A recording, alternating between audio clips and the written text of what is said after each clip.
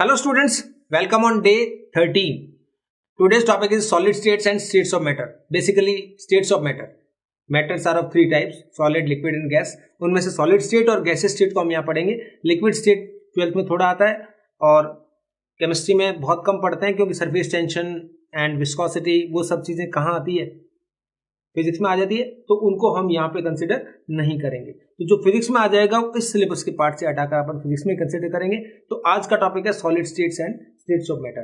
तो आप अच्छे से पढ़ रहे होंगे ना, और बुक को आपने बुक कर लिया होगा, जो हमारी बुक आ रही है, ठीक है, मोस्ट वांटेड की बुक है, उसको आप ले लीजिए ताकि आपको सारे क्वेश्चंस उसमें अच्छे से सॉल्व हो जाएं.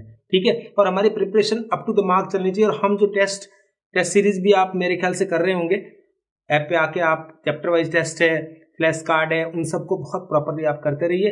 तो देखिए नीट में बहुत अच्छा रिजल्ट हमारा आने वाला है. ओके, तो आज हम स्टार्ट कर रहे हैं सॉलिड स्टेट.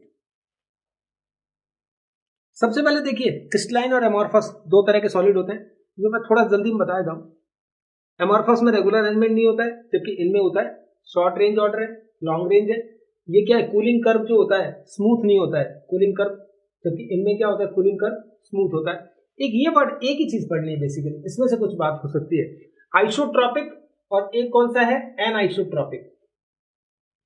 तो आइसोट्रॉपिक का मतलब क्या होता है कि जब हम फिजिकल प्रॉपर्टीज को स्टडी करते हैं उस सॉलिड में, तो जो डायरेक्शन वाइज ईच डायरेक्शन में अगर प्रॉपर्टी सेम आती है तब तो होता है आइसोट्रॉपिक, और जब प्रॉपर्टीज सारे डायरेक्शन में सेम नहीं आती है तो कैसा होता है, एनआइसोट्रॉपिक. तो डिफरेंट प्रॉपर्टीज डिफरेंट डायरेक्शन, तो क्रिस्टलाइन के लिए होती है, जबकि एमॉर्फस के लिए क्या होती है, सेम होती है हर डायरेक्शन में. तो इनको हमें पढ़ना होता है. एमॉर्फस सॉलिड और क्रिस्टलाइन सॉलिड में अपन ये कह सकते हैं कि एमॉर्फस सॉलिड जो होते हैं सूडो सॉलिड है, ठीक है ना. ये एक्चुअली सॉलिड नहीं होते हैं, सुपर कूल्ड लिक्विड होते हैं, जिनको हमें लिया हुआ होता है. ओके, सॉलिड में सीधा क्वेश्चंस वाइज बात करेंगे, जो क्वेश्चन आते हैं उनके अंदर आएंगे हम. तो यूनिट सेल और क्रिस्टल लैटिस दो वर्ड है. यूनिट सेल किसी भी क्रिस्टल लैटिस की स्मॉलेस्ट यूनिट होती है, जिसके बार बार ओवर एंड अगेन रिपीटेशन से क्रिस्टल लैटिस का फॉर्मेशन होता है. जानते हैं ना, जैसे एक वॉल है, तो इस वॉल के अंदर जो ब्रिक लगी हुई है, कॉमन ब्रिक एक ही साइज की, वो क्या चीज है, यूनिट सेल है. और ये वॉल जो बन गई है वो क्या है, क्रिस्टल लैटिस है. एक जनरल एग्जांपल है. तो यूनिट सेल दो तरह की होती है, primitive and non primitive. Primitive में एक ही आएगा, सिंपल क्यूबिक, और इसमें अपने को पढ़ना पड़ेगा बीसीसी, एफसीसी तो मेनली पढ़ना ही पड़ेगा, और कुछ छोटे मोटे एंड सेंटर्ड, बेस सेंटर्ड ये भी होता है. तो ये क्या होता है अभी अपन चेक करते हैं. ये एक ब्रेविज लैटिस सिस्टम मैंने बनाने के लिए किया है. ये कोई भी स्ट्रक्चर है जिसमें ये लेंथ है बी, ये सी और ये ए. सी और बी के बीच में जो एंगल है वो अल्फा है, ए और बी सी के बीच में जो बीटा है, और ये गामा है. इसमें एक टेबल बनी होती है. इस टेबल को बहुत अच्छे से देख लीजिए बच्चों. ये टेबल देखो कुछ सिखाया नहीं जा सकता इसमें, लेकिन इसे याद करना जरूरी है क्योंकि इसमें से क्वेश्चन कभी कभी आते हैं. तो देखो बच्चे, पहला तो सबको आता है क्योंकि हमारे कोर्स में जनरली यही होता है, A equals to B equals to C, तीनों साइड की लेंथ सेम हो, मतलब सब लेंथ सेम हो, और अल्फा बीटा गामा सब के सब क्या हो, 90 डिग्री, तो वो क्यूबिक होता है. एक इसका अपोजिट होगा, ठीक है, ट्राइक्लिनिक, उसमें कोई भी इक्वल नहीं होंगे. देखिए इस तरह से, तो इन दो को रिलेट कर सकते हैं आप. पहला आपने ऐसा देखा, दूसरा इस तरह का देख लिया. इसी तरह आप दो तीन और ये देखिए, और इसको इससे रिलेट कर सकते हैं. तो इनको अल्टीमेटली आपको याद करना पड़ेगा कि अल्फा बीटा गामा कितने हैं एंगल, कौन सी साइड किसके इक्वल है. तो ये स्ट्रक्चर जो है cubic, tetragonal, orthorhombic, monoclinic, triclinic, rhombohedral और हेक्सागोनल, इनके बारे में हमें पढ़ना होता है. तो ये टेबल एनसीईआरटी में भी दी हुई है, यहाँ भी दी है, कुछ एग्जांपल्स भी दिए हैं. तो इसमें ये 14 यूनिट सेल सिस्टम है और टोटल ब्रेवेज जो होते हैं इस तरह से बात करी हुई है. तो ये टेबल आप पूरी पढ़ के रखिए, इसको पढ़ना जरूरी होता है. 2 या 3 बार ये क्वेश्चंस आए हुए हैं, इसलिए अपन इनको अवॉइड नहीं कर सकते हैं. ओके, ये देखिए बेटे, क्यूब के बारे में बताया गया है पूरा, क्योंकि इसके बिना अपन कुछ पढ़ नहीं पाएंगे. ये क्यूब का क्या होता है, बॉडी सेंटर होता है. ये कॉर्नर्स होते हैं जो स्काई ब्लू में है. ये जो ब्लू है ये एज सेंटर पे है, सारे के सारे 12 एज सेंटर पे आए हुए हैं. ठीक है, ये जो है फेस सेंटर पे है, 6 फेस सेंटर होते हैं. समझ में आ गया. तो आप देखिए कॉर्नर्स 8 होते हैं, इनका कॉन्ट्रीब्यूशन क्या होता है, 1/8, मतलब एक कॉर्नर का एटम जो है वो 8 यूनिट सेल का कॉमन पार्ट होता है. तो बेटा 8 का कॉन्ट्रीब्यूशन क्या हो गया, 1/8. फेसेस 6 होते हैं, तो इसका कॉन्ट्रीब्यूशन क्या होता है, 1/2. मतलब एक फेस डायस पे 1 2 3 4 5 6 लिखे रहते हैं ना, तो 1 जहां लिखा हुआ है वो 2 यूनिट सेल का कॉमन पार्ट हो सकता है, तो वो 2 का पार्ट है, इसलिए कॉन्ट्रीब्यूशन क्या हो गया 1/2। ए सेंटर का कॉन्ट्रीब्यूशन क्या होता है 1/4, समझ में आ गया। बॉडी सेंटर का कॉन्ट्रीब्यूशन 1 ही होता है। ओके, क्लियर है ये बात है, ये सारी बातें लिखी हुई है। फेस डायगोनल कितने होते हैं 12 होते हैं, बॉडी डायगोनल कितने होते हैं 4 होते हैं, ठीक है। अब एज लेंथ अपन कितनी मानते हैं क्यूब की, ए मानेंगे हमेशा। फेस डायगोनल, ये फेस डायगोनल है, अगर ये बच्चे ए होगा, ये भी ए होगा, तो ये पाइथागोरस से अपन इजीली निकाल सकते हैं, a√2 हो जाएगी, ठीक है। इसी तरह अब ये ट्राइंगल लेंगे तो ये a√2 हो गई, ये a है, तो ये बॉडी डायगोनल जो हो गया वो a√3 हो गया, ये वाला, ठीक है ना। तो एक बॉडी डायगोनल की लेंथ होती है a√3, ये √3 लिखा हुआ है डॉट करके, तो ब्रैकेट ये जो स्क्वायर रूट में है वो 2 है, खाली a बाहर है, तो a√3 या a√2 याद कर दीजिए, ज्यादा अच्छा रहेगा। ये सब बातें हैं, ओके।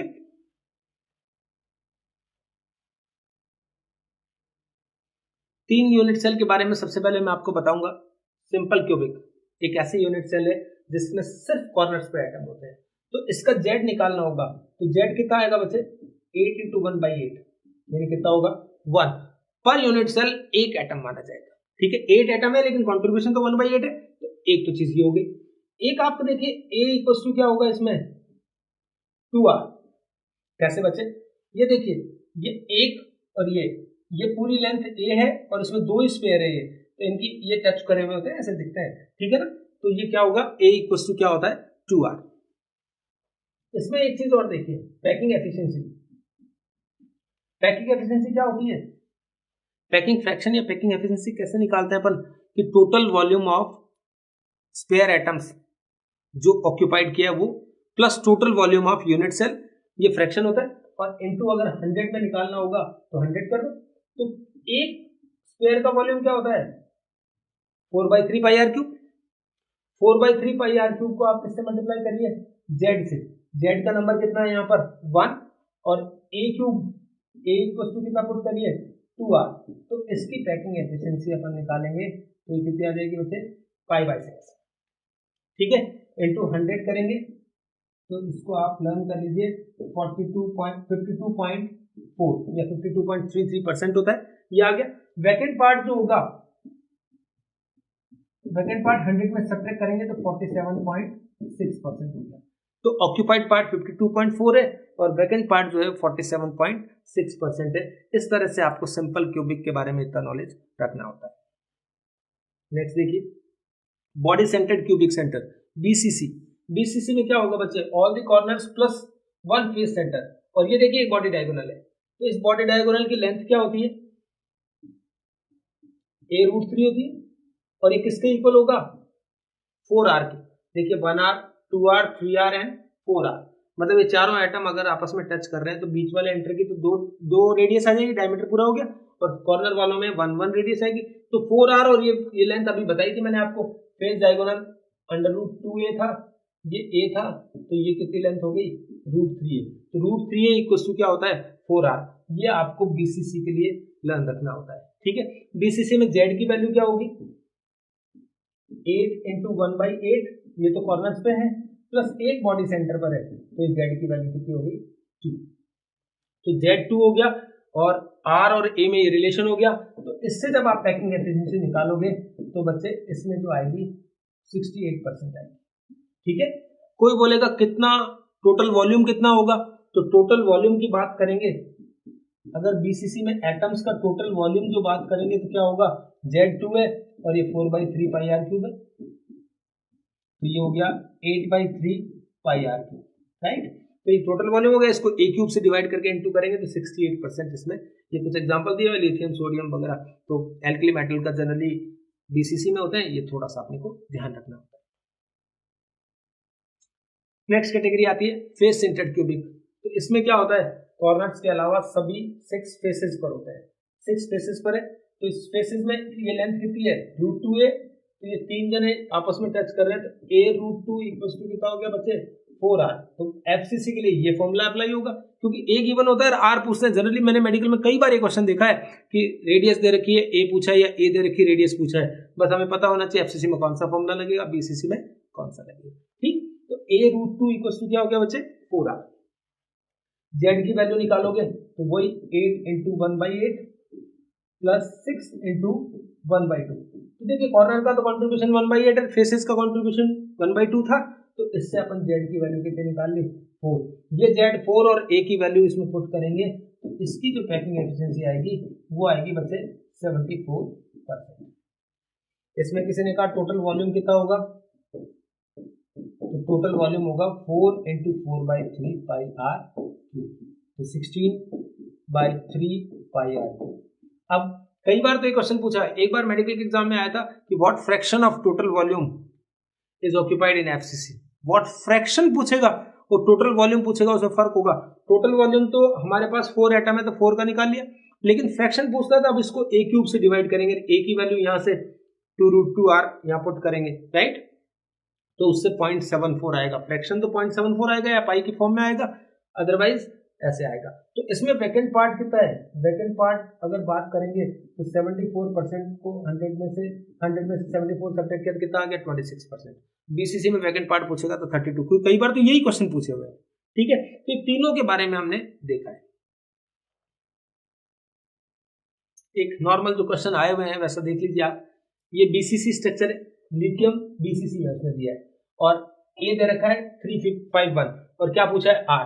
तो बस बीसीसी के अंदर बस इतना ही पता होना चाहिए बेटा, a√3 क्या होगा 4r, और इससे जब आप वैल्यू सॉल्व करोगे तो आंसर आ जाएगा 151.9 समथिंग, 152 पिकोमीटर। तो ये सॉल्व कर सकते हैं अपन, क्योंकि सॉल्व करने में टाइम वेस्ट नहीं करूंगा आपके लिए, क्योंकि ये एक ऐसा पैटर्न है, ऐसा सिस्टम का कोर्स है अपना कि इसमें हम मैक्सिमम कंटेंट देना चाहेंगे, जो आ सकता है वो सब इन्वॉल्व किया है, तो उसमें टाइम का थोड़ा क्रंच होता है, तो इसमें सॉल्व आप कर लीजिए, ओके। तो ये आप सॉल्व करेंगे। अगर यहाँ एफसीसी लिखा होता तो यहाँ a√2 = 4r कर देते, सिंपल क्यूबिक होता तो a = 2r करके हम क्या कर देते, सॉल्व कर देते, ओके।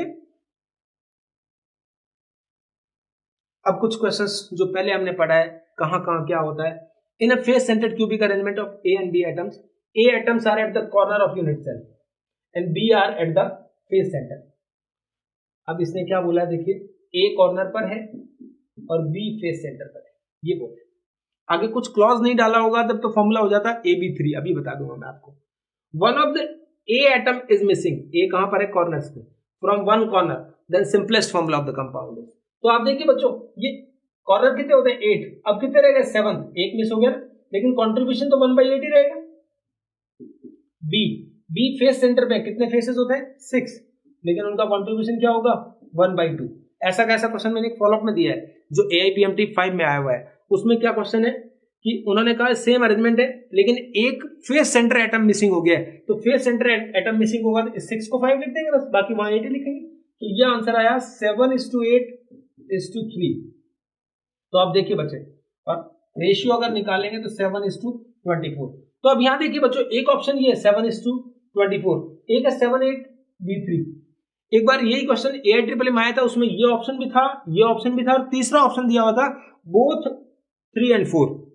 तो कौन सा ऑप्शन टिक करेंगे, तो ऑप्शन हम यही टिक करेंगे, क्योंकि empirical formula always contain the simplest whole number ratio. Fraction में कभी भी नहीं लिखना है। ये फॉर्मूला जो होता है सिंपलेस्ट फॉर्मूला मतलब एम्पेरिकल फॉर्मूला होता है जो हमेशा होल नंबर में ही लेना होता है। तो A7B24 भी सही है, ये भी सही है, लेकिन लिखना आपको यही है, ठीक है, क्योंकि ये हमेशा क्या करेंगे इंटीजर में लेंगे, ओके। ऐसा कैसा एक क्वेश्चन और करके बताइए जल्दी से। In a solid oxide ions are arranged in CCP। CCP का मतलब भी वही होता है FCC, क्यूबिक क्लोज्ड पैकिंग, ठीक है। कहां पर है, ऑक्सीजन आप CCP में है, ठीक है। A occupies 1/6 of the tetrahedral voids and cation B occupies 1/3 of the octahedral voids। अभी एक बात मैं पहले आपको बता दूं, कहीं भी ऑक्टाहेड्रल वॉइड्स कितने होते हैं तो आपको मैं नंबर बता दूं Z, और दूसरी चीज मैं आपको बता रहा हूं टेट्राहेड्रल वॉइड कोई पूछे कितने होते हैं बच्चों, तो हमारा आंसर होगा 2Z। ये इंफॉर्मेशन आपको याद करनी है। किसी भी स्ट्रक्चर में ऑक्टाहेड्रल वॉइड होते हैं Z मतलब नंबर ऑफ एटम, जैसे BCC है 2, FCC है 4 ऐसे, और टेट्राहेड्रल वॉइड 2Z डबल होते हैं उसके, ठीक है। तो अब इस क्वेश्चन को पढ़ते हैं। यहाँ पर A है, यहाँ B है, यहाँ C है, कैटायन एनायन कुछ नहीं, कोई चार्ज नहीं लगाना अपने को। Oxide ions are arranged in CCP, CCP मतलब FCC में है, कितने हो गए 4। 8 इंटू 1/8 प्लस 6 इंटू 1/2, एफसीसी मतलब 4 होते हैं। ए ऑक्यूपाई 1/6 ऑफ टेट्राहेड्रल वॉइड, अगर ये 4 है, Z4 हुआ ना इतना मतलब एफसीसी में, तो Z4 है बच्चों, तो ये कितने होंगे टेट्राहेड्रल वॉइड कितने होंगे 8, और 8 का कितना 1/6 यानी 8 इंटू 1/6, ये ले लिए। आगे बढ़िए, B occupy 1/3 of the octahedral void, अगर Z4 है, यहां पर Z बच्चों दिख रहा है ना कि ओ सीसीपी में तो 4 है, तो ये ऑक्टाहेड्रल वॉइड 4 ही होंगे क्योंकि Z ही होते हैं वो, तो उसका 1/3, तो 4 इंटू 1/3, तो देखिए बच्चे यहाँ क्या आया 4/3 इज टू 4/3 इज टू 4, तो ये आ गया 1:1 इज टू 3, ये 12 आ गया ना उधर, 4:4 इज टू 12, तो 113 आ गया, तो 113 वाला ऑप्शन कौन सा होगा ABO3। बहुत इजीली हम क्या कर पाएंगे, किसी भी फॉर्मूला को बता पाएंगे, बस आपको टू द पॉइंट काम करना है। तो ये एक नई चीज याद करिए, ऑक्टाहेड्रल वॉइड कितने होते हैं Z, और टेट्राहेड्रल वॉइड कितने होते हैं 2Z। A binary solid A plus B has a zinc blende structure, नाम दिया जिंक ब्लेंड ZnS होता है, ठीक है, विद B माइनस, ध्यान देना B minus ions constituting the lattice. अब अपने को थोड़ा आगे पता लगेगा, ये ZnS जो होता है ये भी किस में होता है बच्चे, FCC में होता है, CCP में होता है, ठीक है। तो FCC या CCP में है तो B माइनस जो है उसका नंबर कितना होगा 4, क्योंकि वो कहां पर है लैटिस पॉइंट पर है, right. A plus ions occupied 25% of tetrahedral walls, A plus अगर FCC में है तो Z की वैल्यू 4 हो गई, तो ऑक्टाहेड्रल वॉइड टेट्राहेड्रल वॉइड कितने होंगे डबल, 4 का डबल 8 हो गए, और 25%, 8 का 25% निकाल दो, ये लो बच्चों। तो अब हमारा क्या आंसर हुआ AB। इसमें थोड़ा सा गड़बड़ कर रखी थी, B मेन लेटिस में ले रखा था, A ऐसे, तो कई बार गलती क्या हो जाती है A को अपन वैसे लिख देते हैं, तो यहाँ क्या आ गया B तो 4 है, और ये कैंसिल करिए, देखिए 1, ये क्या आएगा 2, इसको इससे काटा तो 4 आ गया, तो ये 2 आ गया, तो A का नंबर 2 है उसका, तो ये क्या आ गया 1:2, तो फॉर्मूला होगा AB2 नॉट A2B। गलती क्या होती है कई बार A2B लग जाता है, तो कॉशियसली काम करना है, सिंपल चीज है बिल्कुल, जो कहा जाए वो करना है, और डरिए ही मत, सॉलिड स्टेट का क्वेश्चन कभी भी गलत होगा ही नहीं, अगर आप वीडियो को प्रॉपरली देख लेंगे तो बस इन्हीं में से कोई क्वेश्चन आएगा, ओके। अब देखिए एक बहुत सा क्वेश्चन है, in a solid AB having the NaCl structure, NaCl structure कैसा होता है मैं भी आपको बताता हूं। A atoms occupy the corners of the cubic unit cell, तो AB NaCl जैसा स्ट्रक्चर है। NaCl हमेशा क्या होता है बच्चों, मैं अभी थोड़ा आपको बता दूं, आगे तो आएगा ये। NaCl में Cl माइनस जो होता है वो कहां पर होता है FCC में होता है, और Na प्लस जो होता है वो ईच ऑक्टाहेड्रल वॉइड्स में होता है। और बच्चों ये तो सब जानते हो क्योंकि इसके चैप्टर में थोड़ा सा आगे आने वाला है, कोई बात नहीं, लेकिन इतना आयनिक स्ट्रक्चर के बारे में अपने को नॉलेज होता है, रॉक सॉल्ट स्ट्रक्चर, एक CaCl टाइप स्ट्रक्चर, तो ये रॉक सॉल्ट स्ट्रक्चर है, ठीक है, ऐसे होता है। तो ईच ऑक्टाहेड्रल वॉइड कहां होते हैं, एज सेंटर पे होता है प्लस बॉडी सेंटर पे होता है। अब यहाँ देखिए FCC में Cl माइनस कहां पर है FCC में, और Na प्लस उसके ऑक्टाहेड्रल वॉइड्स में है। देखते हैं बच्चों, देखो ये कह रहा है A atom occupy the corners, तो कॉर्नर पे कौन होता है जो FCC में होता है, FCC मतलब कहां हुआ कॉर्नर प्लस, बोलो कॉर्नर प्लस फेस सेंटर, ठीक है ना बच्चों। तो कॉर्नर पर है, इसका मतलब Cl माइनस जो है वो कौन है बच्चों A, और Na प्लस जो है वो किसकी जगह है B। अब हमें पता लग गया भाई, इसमें लिख रखा था AB NaCl टाइप, तो गलती क्या हो जाती है बच्चा, A को Na मान लेता है, B को Cl, यही गलती नहीं करनी थी क्योंकि उसने हिंट दिया है क्यों A एटम कॉर्नर्स पर है, तो जो कॉर्नर पर होगा वो मेन स्ट्रक्चर वाला होगा, तो Cl माइनस A है और Na प्लस B, बस इतना पता करना था। अब आगे देखिए आप, तो अब देखो ये स्ट्रक्चर होता है इसका,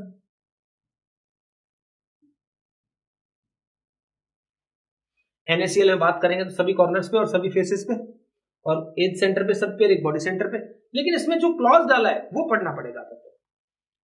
if the face centre atoms along one of the axis, एक एक्सिस के अलोंग जितने भी फेस सेंटर एटम्स हैं आर रिमूव्ड। देखिए फेस सेंटर एटम कैसे होते हैं बच्चों, ये फेस सेंटर एटम होते हैं, 3 एक्सिस है ऐसे, 2 ये रहे, 2 ये है और 2 ये, इस तरह से होता है, राइट। और इसी तरह यहां पर कॉर्नर्स पर होता है सबसे। तो ये कौन थे बच्चों? Cl माइनस थे। अब वो कह रहा है कि एक एक्सिस के अलोंग जितने भी फेस सेंटर एटम है, तो मतलब मैंने एक इसको हटा दिया और एक इसको हटा दिया, बाकी 4 तो रहेंगे। तो अब आप बताइए ए का जो नंबर होगा वो क्या होगा? कॉर्नर्स तो वही रहेंगे 8 इंटू 1/8, लेकिन अब फेस सेंटर एटम जो 6 थे अब कितने हो जाएंगे बच्चों? 4, क्योंकि वन एक्सिस के अलोंग जितने भी फेस सेंटर है, 2 फेस सेंटर एटम हटा दिया मैंने, तो 6 में से 2 सब्ट्रैक्ट करा तो 4 आ गया। तो बच्चों ए का नंबर तो कितना आ गया? 1 + 2 कितना आ गया? 3। ओके, अब क्या कह रहे थे? Resultant stoichiometry of the solid, लेकिन बी तो वही रहेगा, बी को थोड़ी चेंज किया है। देखिए इर्रेगुलर स्ट्रक्चर में ऐसा नहीं होता है कि Z3 हो गया है, Z तो वही 4 ही रहेगा इसका। तो अब ये कहां थे? 12 तो एज सेंटर पे थे प्लस 1 बॉडी सेंटर पे था, तो ये भी कितना आंसर आया? 4। वो भी 4 ही आना चाहिए था अगर इरेगुलरिटी नहीं होती तो आंसर हो गया A3B4। तो इनमें से चूज करिए। अच्छा गलती से क्या कर रखा है बेटा, दोनों को सेम ही लिख दिया उन्होंने, तो किसी एक को बना लेते हैं अपन, इसको लिख लेते हैं, इसको A3 कर देते हैं, ये B4 कर देते हैं, तो आंसर इसको लिख देते हैं A3B4। क्लियर है? तो Cl माइनस का नंबर जो था वो 3 हो जाएगा और Na प्लस का नंबर तो वही रहेगा, क्योंकि ऑक्टाहेड्रल वॉइड्स में कोई चेंज नहीं किया। उसने क्या करा, मेन लेटिस पॉइंट में 2 फेस सेंटर एटम को उसने हटाया। ऐसे कई क्वेश्चन आएंगे। कोई बोलेगा कि एक बॉडी डायगोनल को पूरे को हटा दिया गया है, तो बॉडी डायगोनल हटाने का मतलब क्या होगा? दोनों कॉर्नर से हटा दिया और एक कहां से हटा दिया? फेस सेंटर का हटा दिया, ठीक है ना? तो ये अपने को पता लग जाएगा।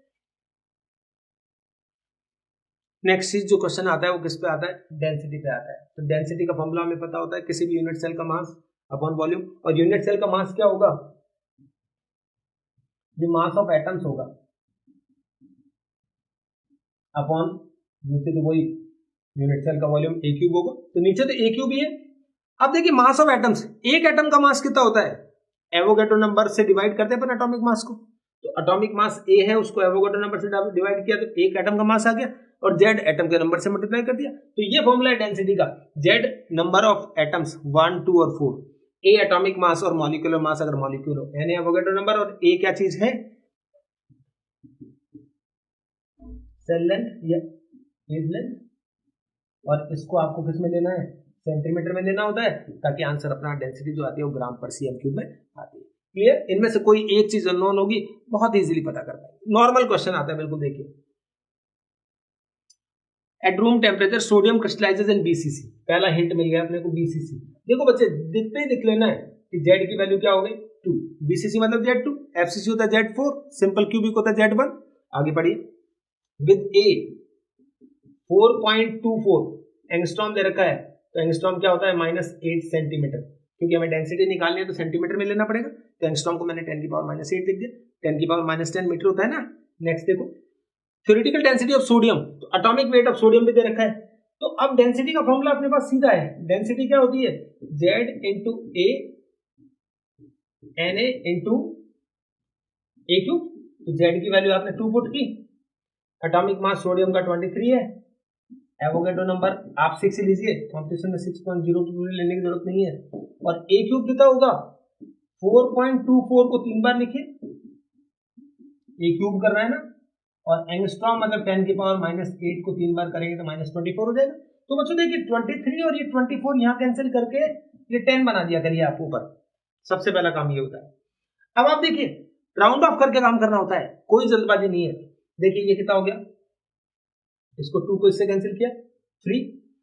ठीक, तो अब आप ऊपर देखिए, ऊपर एक तरह से क्या है आपके पास? 230 है, राइट। नीचे क्या चीज है आपके पास? 3 और 4.24 4.24 4.24। तो आप इसको 4 मान ले, 4 मान ले 16, और 16 को करता है 64, थोड़ा सा ज्यादा ले लें 70, 70 को 3 से कर दें तो 200 समथिंग ये आ गया, 210 220 ऐसा कुछ आंसर आ गया। राउंड ऑफ कर लेना आराम से, और ये आंसर आएगा 1 पॉइंट समथिंग। तो आप देख लीजिए, इनमें तो खैर नन ऑफ दीज ऑप्शन है, इसलिए आपको एग्जैक्ट करना पड़ेगा, जबकि कंपटीशन वगैरह में आएंगे तो नन ऑफ दीज ऑप्शन नहीं आता है, ठीक है ना। तो 1.002 ग्राम cm3, क्योंकि आप देखिए 1 और 2 और 3 बहुत दूर दूर आंसर, आपको लग रहा है पास पास है, 2 कब आएगा आंसर? आप राउंड ऑफ में डबल की मिस्टेक कर देंगे, जैसे 230 को आप क्या लिख देते, 460 लिख देते, ऐसा राउंड ऑफ करके हम थोड़ी करेंगे। राउंड ऑफ तो हम थोड़ा बहुत करते हैं, तो आराम से राउंड ऑफ करके क्वेश्चन करने होते हैं, नहीं तो ऐसे क्वेश्चन में बहुत टाइम लग जाता है। ओके, तो इस तरह से सिंपल डेंसिटी कैलकुलेट करेंगे। एनसीईआरटी ने एक क्वेश्चन दिया हुआ था कि नायोबियम की डेंसिटी दे रखी थी, एवोगैड्रो नंबर होता ही अपने पास, बीसीसी दे रखा था या एफसीसी देख लेना, जेड की वैल्यू लिख देंगे और उससे पूछा था रेडियस बताइए, तो पहले आप क्या निकालेंगे, ए निकाल लेंगे, उससे सब चीजें तो ए आ जाएगा और ए और आर में रिलेशन से बीसीसी में अपन या से एफसीसी में अपन आराम से क्वेश्चन कर पाएंगे। तो डेंसिटी के सिंपल फॉर्मूला बेस्ड क्वेश्चन आते हैं जिनमें आपको थोड़ा सा कॉन्शियसली कैलकुलेशन करनी होती है बस। ओके, टाइप्स ऑफ वॉइड, 4 तरह के वॉइड हमने बताए हैं। एक तो ट्रायगोनल वॉइड जिसका कोऑर्डिनेशन नंबर 3 होगा, 3 पेयर इसको टच करेंगे। ये टेट्राइडल है, टेट्राइडल में क्या होगा, एक 3 तो ऐसे चौथा ऊपर रख दिया हमने मान लो, तो कोऑर्डिनेशन नंबर 4 हो गया। ये चीज याद करनी है, r by r equals to 0.155, 0.225, next में आएगा 0.414 और एक आएगा 0.732। तो 4 तरह के हैं, ट्रायगोनल, टेट्राइडल और देख लीजिए ऑक्टाइडल वॉइड 0.414 कोऑर्डिनेशन नंबर 6, और ये क्यूबिकल, इसका कोऑर्डिनेशन नंबर लिखना भूल गए हैं, कोई बात नहीं हम लिख देते हैं, कोऑर्डिनेशन नंबर कितना होता है 8 और r हो गया। तो इसमें अगर बात करें तो ट्रायगोनल साइज की बात करें, फिर टेट्राइडल, फिर ऑक्टाइडल और ये कौन सा होता है बच्चे, क्यूबिकल। ये r साइज की बात है इनकी, तो ये अपने रेशियो की बात है और यही रेडियस रेशियो में यही रेशियो रहेंगे, तो इसलिए याद करने में ज्यादा दिक्कत आएगी नहीं अपने को। तो एक टेबल दिखाता हूं मैं आपको, एक रेडियस रेशियो होता है, r plus upon r minus को हम क्या बोलते हैं, रेडियस रेशियो बोलते हैं। अगर ये 0.155 से लेस है तो लीनियर वॉइड्स होते हैं, कोऑर्डिनेशन नंबर कितना होता है 2, रेयर है ऐसा। अब कोऑर्डिनेशन नंबर 3 होता है तो क्या वैल्यू होती है 0.155 से लेकर 0.225 तक, 225 से 414 तक, 414 से 732 तक और 732 से 1 तक, ये सारे हैं वॉइड्स। कौन से वॉइड्स होंगे उनका कोऑर्डिनेशन नंबर क्या होगा, और कुछ एग्जांपल्स तो यहाँ दिए, तो याद ये कर लीजिए 2 बस, ये खास तौर पे इनका ज्यादा आता है। तो क्या होगा, सोडियम क्लोराइड होगा तो ऑक्टाइडल वॉइड्स होंगे, और रेडियस का जो रेशियो होगा वो क्या होगा 0.414 से 0.732 तक होगा। ठीक है, सीजियम क्लोराइड के लिए वैल्यू 0.732 से लेकर आगे 1 तक होगी। तो इसको आप प्रॉपरली याद कर लीजिए। कुछ क्वेश्चंस आते हैं, कैटायन की रेडियस दी होती है, एनायन की पूछता है, अब वो लिख देगा NaCl टाइप स्ट्रक्चर है, तो हमें क्या यूज करना पड़ेगा, इस रेडियस रेशियो को यूज करना पड़ेगा। ठीक है, तो हम आराम से क्वेश्चन कर पाएंगे। ये स्ट्रक्चर ऑफ सम क्रिस्टल्स है, आयनिक क्रिस्टल्स के स्ट्रक्चर बताए मैंने आपको, कुछ देखिए बच्चों। कैटायन एनायन है, फॉर्मूला यूनिट है। सबसे पहला स्ट्रक्चर हमने लिया NaCl, तो NaCl में सबसे पहली बात तो कौन है, Cl माइनस, ये कहां होता है FCC में, तो कितना नंबर हो गया बच्चे इसका 4, FCC में 4 ही होता है। और Na प्लस कहां है, इन ईच ऑक्टाइडल वॉइड, ऑक्टाइडल वॉइड कितने होते हैं, Z के बराबर ही होते हैं, तो Na प्लस भी कितना हो गया, तो लिखो एट ऑल द ऑक्टाइडल वॉइड्स, तो ये भी 4 हो गया। तो कहने का मतलब ये क्या हुआ, एक यूनिट सेल में कितनी 4 NaCl यूनिट्स आ गई, एक NaCl में कितनी यूनिट्स हो गई, 4 NaCl यूनिट होती है। नेक्स्ट देखिए, जिंक ब्लेंड और वोल्टाइज्ड, ये देखो बच्चे इसमें क्या होता है, जिंक ब्लेंड में इसमें क्या फर्क है, मामूली सा फर्क है, ये दिया नहीं जाता है बुक्स में, ये दिया होता है। तो यहां पर क्या है, एस सल्फाइड आयन जो होते हैं एफसीसी में होते हैं, वही जैसे Cl माइनस थे, तो इनका नंबर भी कितना आ गया 4।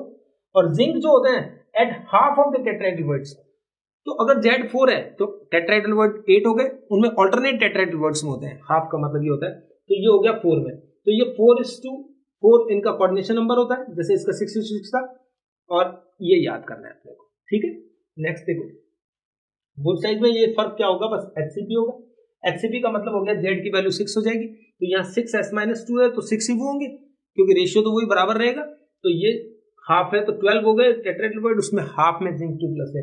तो याद रखना बच्चों, AgI में तो ये एग्जांपल होता है, बाकी ZnS ये वाले एग्जांपल जो होते हैं इस तरह से होता है। CaF2 और Na2O, इसको फ्लोराइड बोलते हैं, इसको बोलते हैं एंटी फ्लोराइड।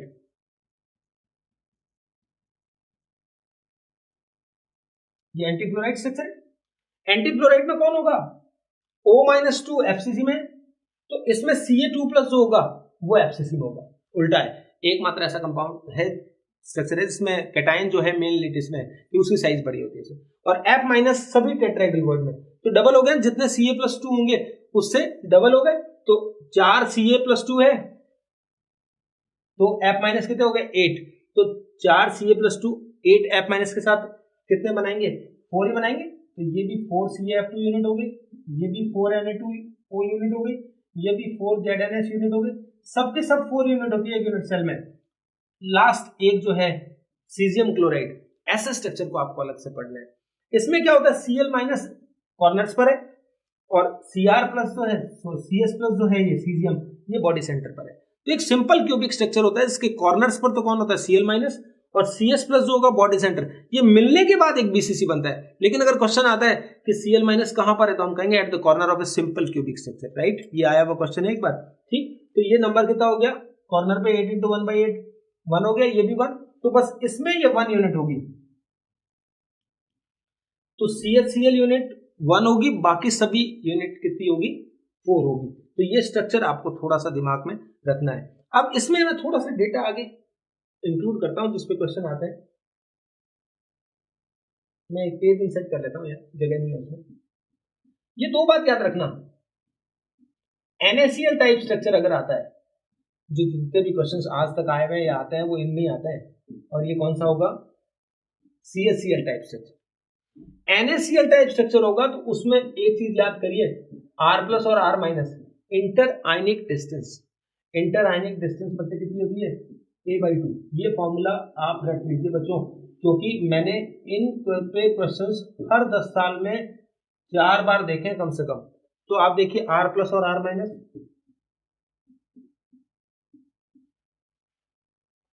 कैटायन और एनायन के बीच की डिस्टेंस जो है वो FCC वाले में तो क्या होती है A/2 होगी, ये जो BCC या सिंपल क्यूबिक वाला स्ट्रक्चर बनता है उसमें A√3/2 होगी। ये दो बात याद कर लेंगे तो इसमें से आपको नीट में प्रीवियस ईयर में आए हुए क्वेश्चंस या AIEEE इंजीनियरिंग एग्जाम में आए हुए बहुत सारे क्वेश्चंस आप सॉल्व कर पाओगे। और ये आता है अक्सर, कैटायन की साइज दी जाती है, A दिया जाता है, अभी दिखाऊंगा मैं आपको क्वेश्चन दे रहा हूँ, उस तरह के क्वेश्चन इससे सॉल्व हो जाएंगे। ओके,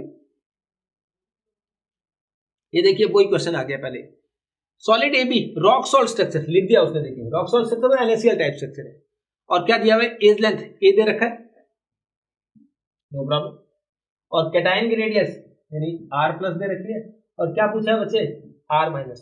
तो मेरे पास सीधा सा तरीका है, R plus and R minus जो होता है वो कितना होता है A/2। हिंट है ना अपने पास, उसने क्या लिख दिया NaCl type structure rock salt structure. अगर CHCl टाइप लिखता तो हम क्या लिखते √3A/2। ओके, तो अब R प्लस की वैल्यू लिख दो बेटा 80, R माइनस 520/2, तो 520/2 का मतलब हो गया 260, तो R माइनस हो गया 260 माइनस 80, इट इज 180। तो ये यहां से टिक कर दो, पिकोमीटर भी लगा दोगे, राइट। तो बड़े आसान से क्वेश्चन होते हैं, अगर आपने ढंग से पढ़ रखा है तो कहीं कोई प्रॉब्लम नहीं आती है। और मैं आपको सारे प्रोबेबल क्वेश्चन, सारे जो मेन क्वेश्चन हैं वो सारे करा रहा हूं, ठीक है। CSBr कंटेन्स BCC स्ट्रक्चर, इसका अपोजिट क्वेश्चन होता है, the length of the one side is this, तो मतलब क्या दे रखा है A, the minimum distance between CS and Br। Same question जो मैंने आपको जस्ट फॉर्मूला बताया है, ये क्या होता है बच्चे A√3/2, तो R प्लस दे रखा है कि बच्चे, अच्छा डिस्टेंस ही पूछिए, पूरा यही पूछा है, नो प्रॉब्लम, और भी लीजिए, तो 4.3 और √3 का मतलब होता है 1.73/2। तो अब आप देखिए इसको सॉल्व करेंगे तो ये आंसर आ जाएगा 3.72 एंगस्ट्रॉम। तो आप आराम से इसको सॉल्व कर लीजिए और आंसर निकाल लीजिए, क्योंकि डायरेक्ट फॉर्मूला बेस्ड क्वेश्चन है, बस ऐसे। अगर A नहीं दिया होगा तो रेडियस रेशियो से करना पड़ता है, कैटायन एनायन की रेडियस होती है उसका रेडियस रेशियो होता है उससे करना पड़ता है। लेकिन मैंने जितने भी मेडिकल में क्वेश्चन देखे हैं उन सब में हमेशा ही A गिवन होता है, R प्लस या R माइनस में गिवन होता है, और NaCl या CHCl दो में से आता है, तो दो फॉर्मूला तो याद कर ही लेंगे ना बच्चे, बस कर लेंगे हम क्वेश्चन। पैकिंग इन सॉलिड्स, देखिए बच्चों सॉलिड्स में 2D में पैकिंग की बात करते हैं तो 2D ये अरेंजमेंट होता है, ऐसे लाइंस लगती है एक सिंगल, और 3D में इसके ऊपर वापस अरेंजमेंट हो जाएंगे इन वॉइड्स के अंदर रख रख के। तो दो तरह के हैं लैटिस, स्क्वायर लैटिस, और एक कौन सा है हेक्सागोनल लैटिस है। तो स्क्वायर लैटिस होता है तो कोऑर्डिनेशन नंबर 4 होता है, हेक्सागोनल होता है तो कोऑर्डिनेशन नंबर 6 होता है, और ये ऑक्यूपाइड पार्ट है एरिया वाइज, ये ऑक्यूपाइड पार्ट मैंने आपको यहाँ बताया है, ठीक है। लेकिन मेनली 2D में से कुछ आता नहीं है। ये है 3D स्ट्रक्चर। 3D में देखिए बच्चे 3D में दो तरह के स्ट्रक्चर होते हैं, एक तो कौन सा होता है, तो ये फर्स्ट स्ट्रक्चर मैंने जो लिया है वो HCP है। HCP इस तरह का स्ट्रक्चर होता है, यहाँ देखिए बच्चों, और उसमें किस तरह का अरेंजमेंट होता है, ये देखो ए बी, तो याद रखना इसको स्ट्रक्चर को बोलते हैं A B dot dot dot, ये रिवाइज होता रहेगा। इसमें क्या होता है, जैसे आप एक स्पेयर लीजिए, उसके चारों तरफ अपन ने 6 पेयर एक हेक्सागोनल वे में अटैच कर दिया इस तरह से, ये जैसे ऐसे हो गए, ये 6 हो गए, ठीक। उसके ऊपर जो वॉइड्स हैं, इसके जो अल्टरनेट वॉइड होते हैं, 6 वॉइड बनेंगे। अब एक बॉल ले लीजिए घर पे, आप उसमें 6 बॉल चिपका दीजिए ऐसे और ऐसे रख दीजिए और थोड़ा ऊपर उठा लीजिए, नीचे भी जगह होनी चाहिए, ऊपर में।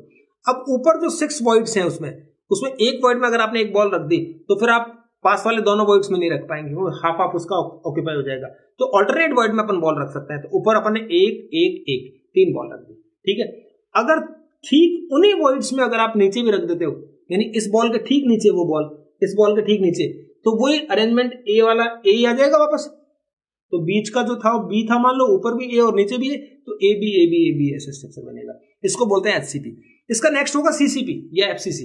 उसमें क्या होगा, जैसे एक बॉल के 6 तरफ अपन ने 6 बॉल लगा रखी है और 3 वॉइड्स में रख दिया अपन ने, 1 2 3 ऑल्टरनेट ए वॉइड में रख दिया। तो अब जो नीचे वाले उनके ऑल्टरनेट वॉइड्स हैं, उनमें अगर बॉल रखते हैं तो एफसीसी बनता है। तो वो ए बी और तीसरा जो लेयर बनेगी वो भी अलग होगी, तो उसमें आ जाएगा एबीसी स्ट्रक्चर हो गया। 2 बात ध्यान रखनी होती है। तो ये पूरा डायग्राम बनाया हुआ है, इसमें आपको कोऑर्डिनेशन नंबर याद करना होता है, पैकिंग एफिशिएंसी क्या करनी होती है, याद रखनी होती है, फ्री स्पेस फिर अपने आप पता लग जाता है।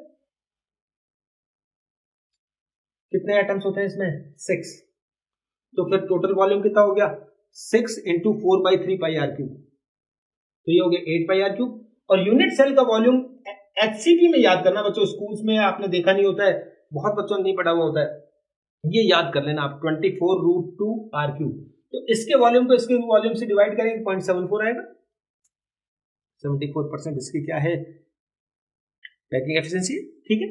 नेक्स्ट देखिए, ये स्ट्रक्चर किसका है, सीसीपी, या इसी को बोलते हैं अपन एफसीसी। इसमें मैंने बताया ना कि ये एक लेयर, इसके नीचे वाले लेयर में जो 3 अपन ने लगाए थे स्पेयर, ऊपर वाले उनसे अलग वाले अल्टरनेट में लगाने हैं, तो ये कैसा स्ट्रक्चर बनकर जाएगा। तो इसमें कैसा अरेंजमेंट होता है, एबीसी, ये भी पूछा जाता है किस तरह का अरेंजमेंट है, तो एबीसी होता है, वो सीसीपी होता है, सब कुछ वही है, कोऑर्डिनेशन नंबर वही है, पैकिंग एफिशिएंसी वही है, लेकिन निकालने का तरीका वो नहीं है, क्योंकि इसमें एटम 4 ही होता है। तो टोटल वॉल्यूम हो गया 4 × 4/3 and 16/3 पाई आर क्यूब, और इसको टोटल वॉल्यूम जो ए क्यूब होता है वो 16√2 आर क्यूब से डिवाइड करेंगे और इनटू 100 करेंगे तो 74 आ रहा है बाई चांस, लेकिन उसमें आने का तरीका अलग है। तो इसको आप एफसीसी और एचसीपी दोनों को प्रॉपरली ध्यान रखिए। क्रिस्टल्स इम्परफेक्शन, डिफेक्ट्स होते हैं, नॉर्मल डिफेक्ट्स कैसे कैसे होते हैं, किस तरह से होता है, वो तो बहुत ईजी है। पॉइंट डिफेक्ट, एक पर्टिकुलर पॉइंट के ऊपर होता है। लाइन डिफेक्ट, वो एक पॉइंट बार बार होने लग जाए, एक पर्टिकुलर लाइन तक चल जाए तो लाइन डिफेक्ट बोलेंगे। ऐसे प्लेन और स्क्रू डिफेक्ट है, ठीक है ना। इन डिफेक्ट्स के बारे में, इसमें एक डिफेक्ट जो डेवलप होता है, इसमें एक ये बोल देते हैं थर्मोडायनेमिक डिफेक्ट। तो थर्मोडायनेमिक डिफेक्ट्स का मतलब होता है किसी सॉलिड को हीट करने पर उसमें जो उनका अरेंजमेंट जो होता है एटम का, वो अगर चेंज हो जाए तो उसे थर्मोडायनेमिक डिफेक्ट बोलते हैं, ठीक है ना। डिफेक्ट में जो क्वेश्चन आएगा कभी तो यहां से आएगा, ये स्टोइकोमेट्रिक और ये नॉन स्टोइकोमेट्रिक। स्टोइकोमेट्रिक डिफेक्ट का मतलब क्या है कि आफ्टर द डिफेक्ट केटायन और एनायन का रेशियो जो होता है वो सेम बना रहता है, तो स्टोइकोमेट्रिक होता है। और आफ्टर द डिफेक्ट अगर रेशियो चेंज हो जाता है तो वो कौन से होता है, नॉन स्टोइकोमेट्रिक डिफेक्ट होता है। स्टोइकोमेट्रिक में भी आप देखिए 2 डिफेक्ट अपने पास, एक तो शॉर्टकी और एक फ्रेंकल, एक इंटरस्टिशियल भी बताएंगे, लेकिन मेन जो डिफेक्ट होता है शॉर्टकी और फ्रेंकल, इनमें क्वेश्चन आने के चांस बहुत रहते हैं, ये टॉपिक बहुत इंपॉर्टेंट है। तो शॉर्टकी डिफेक्ट होता कैसे है, जैसे ये देखिए एक रेगुलर अरेंजमेंट है, plus minus plus minus plus minus इस तरह का। अब इसमें से क्या करना है, यहां देखिए ये खाली है, ये खाली है, ठीक है, और इस तरह से और दिखाया गया है, ये खाली है, ये खाली है। तो क्या करा गया है, 2 कैटायन 2 एनायन, तो इसमें सीधा सा पॉइंट ये होता है equal number of cation and anions are missing. Cation और एनायन के इक्वल नंबर मिस होते हैं, मतलब 2 कैटायन गायब हुए 2 एनायन गायब हो जाएंगे, ठीक है। ताकि कॉन्सेप्ट क्या है, electrical neutrality must be maintained. तो यहां पर यही बात सीखनी है। तो लेटेस्ट से हो गए, तो इससे क्या होगा, net density of crystal will get decrease. क्यों, देखिए बच्चे वॉल्यूम तो वही रहेगा, लेकिन कुछ लोग गायब हो गए हैं तो उनका मास कम हो गया, तो वॉल्यूम, तो याद रखना शॉर्टकी डिफेक्ट में डेंसिटी हमेशा क्या होती है, डिक्रीज करती है, याद रखना पड़ेगा। ओके, बस ये NaCl, KCl, ये कुछ स्ट्रक्चर्स हैं जो ये शो करते हैं। इसमें जो डेंसिटी एक्सपेक्टेड होती है वो थ्योरेटिकल से क्या होती है, कम, क्योंकि बीच में से कुछ लोग क्या हो गए, मिस हो गए, तो मास कम हो गया। तो शॉर्टकट इफेक्ट के बारे में ध्यान रखना, equal number of cations and anions are missing. Okay, next देखो फ्रैंकल डिफेक्ट। फ्रैंकल में क्या होता है, ये डायग्राम देखिए, यहां से कैटायन अपना प्लेस छोड़कर इंटरस्टिशियस में आ गया, ऐसे कोई और कैटायन छोड़कर एनायन इंटरस्टिशियस में आ जाए, मान लो कोई स्पेस छोड़कर, समझ रहे हैं बात को बच्चों। तो कोई भी बेसिकली कैटायन ही आता है, क्योंकि कैटायन की साइज छोटी होती है तो वो इंटरस्टिशियस में आता है। तो when atom ion displace from normal lattice point and are present in some interstitial voids, तो वो क्या बोला जाता है, फ्रैंकल डिफेक्ट। अब आप बताइए, इसमें वॉल्यूम पे कोई फर्क नहीं पड़ा, प्लस जो एटम या जो पार्ट आयन है वो निकलकर बाहर नहीं गया है, वो अपने इंटरस्टिशियस में गया, तो मास में भी कोई इफेक्ट नहीं पड़ा। तो ये सबसे बड़ी बात है, डेंसिटी जो होती है वो क्या होती है, चेंज नहीं होती है, राइट। तो डेंसिटी इसमें चेंज नहीं होती है, ये ध्यान रखना है, ये है। और ये कॉमन पार्ट है, AgBr एक ऐसी कॉमन वैल्यू है जो फ्रैंकल और शॉर्ट की दोनों डिफेक्ट शो करता है, तो आपको ये पॉइंट एक ध्यान रख लेना है, ठीक है। और इसमें एक डाइलेक्ट्रिक कांस्टेंट इंक्रीज हो जाता है, ये भी आपको ध्यान रखना होता है। तीसरा देखिए इंटरस्टिशियल डिफेक्ट, एक एनसीईआरटी की बुक में लिखा हुआ है इंटरस्टिशियल डिफेक्ट में डेंसिटी पे क्या फर्क पड़ता है। तो जनरली बच्चे क्या सोचते हैं, इंटरस्टिशियल को फ्रैंकल से रिलेट कर लेते हैं, क्योंकि वो सोचते हैं वहां से हटके इंटरस्टिशियल में गए। नो, इंटरस्टिशियल में कहीं से बाहर से आया है, तो इंटरस्टिशियल में कोई चीज बाहर से आई है तो नेचुरल है कि मास में क्या हो जाएगी, इंक्रीज हो जाएगी, तो डेंसिटी इस केस में क्या हो जाएगी, बढ़ जाएगी। When some small foreign atoms are trapped in the interstitial void of the lattice without any chemical reaction, formula remain same. तो net density of crystal will get increased. समझ में आ गई बात। तो expected जो होता है theoretical से, तो interstitial void का मतलब है कोई बाहर से अंदर आया है। फ्रैंकल को अब क्या नाम देंगे, फ्रैंकल को कहेंगे हम इंटरस्टिशियल प्लस, एक तो इंटरस्टिशियल में हो रहा है और एक क्या होता है, स्पेस, एक तो स्पेस क्रिएट हो रहा है और एक वो इंटरस्टिशियल में जा रहा है, तो वैकेंसी कम इंटरस्टिशियल डिफेक्ट बोलते हैं फ्रैंकल को। प्योर इंटरस्टिशियल डिफेक्ट में डेंसिटी इंक्रीज होती है, ये पॉइंट अपन नोट कर लेना, क्योंकि जब क्वेश्चन आता है तो हम इसको फ्रैंकल समझकर आंसर रॉन्ग कर देते हैं कि नहीं, नो चेंज इन डेंसिटी, जबकि इस केस में डेंसिटी क्या होगी, इंक्रीज होगी। ओके, नॉन स्टोइकोमेट्रिक में ये थोड़ा सा सिंपल से कुछ थ्योरेटिकल क्वेश्चन थे आपके। Metal excess defect due to anionic vacancy, आपको याद होगा कैटायन एनायन, कैटायन एनायन, ये एनायन कैटायन, एनायन कैटायन, इस तरह से स्ट्रक्चर होता है। जैसे NaCl होता था, NaCl को आप सोडियम वेपर के साथ हीट करते थे, हमने NaCl का एग्जांपल लिया और उसे किसके साथ, सोडियम वेपर के साथ हीट किया। तो सोडियम वेपर के साथ हीट करते थे बच्चों, तो सोडियम वेपर क्या करेगा, उनमें से एक एनायन को क्या करेगा, सोडियम वेपर अपने साथ लेकर NaCl बनाएगा और यहाँ पर एक एनायनिक वैकेंसी डेवलप हो जाएगी, ये एक एनायनिक वैकेंसी डेवलप हो गई। बाद में जो ये सोडियम ने जो वेपराइज कर हीट करने से जो किस में बदला था, पहले Na+ और एक इलेक्ट्रॉन दिया था ना, बाद में इसने Cl- से रिएक्शन करके इसने NaCl बना दिया, ये इलेक्ट्रॉन था वो यहाँ ट्रैप हो जाता है। तो ये एनायनिक वैकेंसी है विद इलेक्ट्रॉन, ये कलर का रीजन होता है। और इस सेंटर को कौन सा बोलते हैं, याद है ना बच्चों, it is called F centre, फैरबे सेंटर, लैटिन वर्ड है जिसका मतलब होता है कलर सेंटर। तो जब NaCl को सोडियम वेपर के साथ हीट करते हैं तो ये गोल्डन येलो दिखता है, ऐसा बोला जाता है, ठीक है ना। इसी तरह KCl का आएगा तो वॉयलेट दिखता है, LiCl को अगर लिथियम वेपर के साथ करेंगे तो वो कैसा दिखता है, पिंक दिखता है। तो ये कलर अपने को शो करते हैं। Metal excess defect due to interstitial cation, कुछ कैटायन अगर वहां से हटके इंटरस्टिशियल में चले जाए, जैसे जिंक वाला होता है ZnO, तो ZnO को जब हीट करते हैं तो क्या होता है, जिंक इंटरस्टिशियल में चला जाता है, 2 इलेक्ट्रॉन में इंटरस्टिशियल में चले जाते हैं, तो उसकी वजह से क्या होता है, कैटायन एक्सेस डिफेक्ट माना जाता है। ऑक्सीजन तो बाहर चला गया और जिंक जो है वो कहां चला गया, इंटरस्टिशियल में, उसका कलर का रीजन भी उससे बताते हैं। तीसरा आता है मेटल डेफिशिएंसी और कैटायन डेफिशिएंसी डिफेक्ट। ऐसा क्या होगा, जैसे आयरन के हैं, आपने FeO को हिट किया तो ये कैसा बन जाता है, नॉन स्टोइकोमेट्रिक कंपाउंड बन जाता है, याद होगा आपको, क्योंकि इसमें से क्या होगा, मान लो एक Fe+2 आयन बाहर चला गया तो बाकी बचे हुए कुछ Fe+2 आयन, यानी मान लो एक गया, एक Fe+2 आयन अपनी ऑक्सीडेशन स्टेट को क्या करेगा, 2 Fe+2 आयन अपनी ऑक्सीजन स्टेट को क्या कर देंगे, +3 में कर देंगे। तो डी ब्लॉक में ऐसा पॉसिबल है, वेरिएबल ऑक्सीजन स्टेट। तो ये चेंज कर लेंगे। इसकी वजह से अब उसमें Fe+2 और Fe+3 दोनों हो गया, तो नॉन स्टोइकोमेट्रिक कंपाउंड बनते थे, याद है ना आपको, जैसे Fe 0.93O 1.0, ऐसा एक क्वेश्चन भी आता था, इसमें परसेंट पूछते थे, याद है ना बच्चों आपको।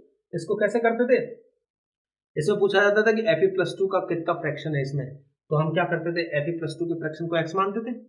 नेक्स्ट पेज में बता देता हूं आपको, Fe 0.93O 1.00, ऐसे। इसमें पूछेगा कि what fraction of Fe+2 and Fe+3 in this non stoichiometric compound. तो बच्चे क्या कहेंगे, हमने Fe वाले को क्या मान लिया, x, तो ये कितना हो गया बेटा 93 माइनस एक्स। भाई इसको आप इस तरह से करो, सबसे पहले तो डेसिमल हटाओ, तो बड़ा कंफ्यूजन कर रहा है आपको। या Fe 93O 100, बोर्ड की बुक में क्वेश्चन था, बैक एक्सरसाइज में लेड का दिया हुआ था, इसका दिया हुआ था। तो अब देखिए बच्चों, Fe+2 को आपने x मान लिया और Fe+3 को कितना हो गया 93 माइनस एक्स, क्योंकि टोटल एटम तो 93 है, O 100 है। अब इनकी ऑक्सीजन स्टेट के लिए काम करते हैं, तो Fe को मैं लिखता हूं +2 फॉर्म में, तो इसके नीचे क्या लिख दो मैं, x, नंबर x है। एक Fe3+ है, तो उसका नंबर कितना हो गया बच्चे 93 माइनस एक्स, और एक O हो गया, तो ये कितना हो गया 100। तो अब आप मेरी बात देखना, इनका टोटल ऑक्सीडेशन नंबर हमेशा कितना होगा 0, क्योंकि कंपाउंड हमेशा न्यूट्रल रहता है।